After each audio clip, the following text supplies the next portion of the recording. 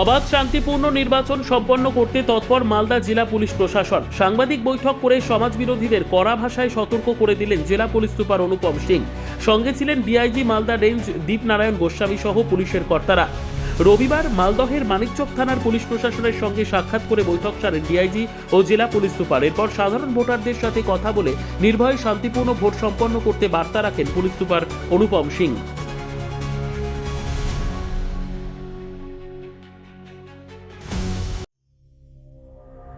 সংবাদটি নিবেদন করছেন স্বস্তিলোক উৎসব ভবন, গঙ্গারামপুর, দক্ষিণ দিনাজপুর।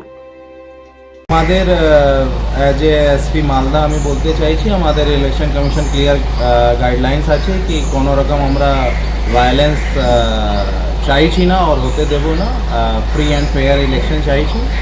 তার জন্য আমরা আমাদের যে ট্রাবল মঙ্গার আছে, আমাদের এখানে কত হিস্ট্রি সিটার আছে, কত রাউডি এলিমেন্ট আছে, ওটা সব আমরা আইডেন্টিফাই করছি, অলরেডি করে রেখেছি। ওনাদের বিরুদ্ধে আমরা আইনভাবে ব্যবস্থা নিচ্ছি, প্রসিকিউশন করছি, দরকার হলে আমরা কেস করে অ্যারেস্ট করব। আপনাদের মাধ্যমে আমরা সাধারণ মানুষকে জানাতে চাইছি আর ওনাদেরকে আশ্বস্ত করতে চাইছি কি Malda city police, Malda police free and fair election জন্য একদম তৎপর আছে।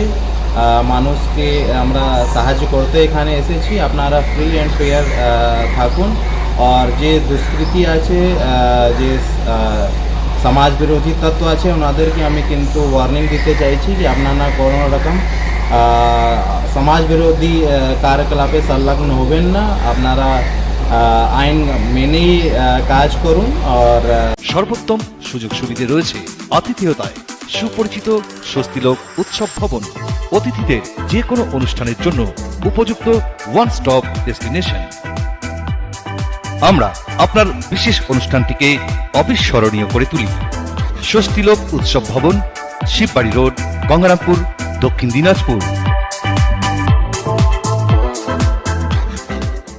আসন্ন আমরা থানায় যাচ্ছি।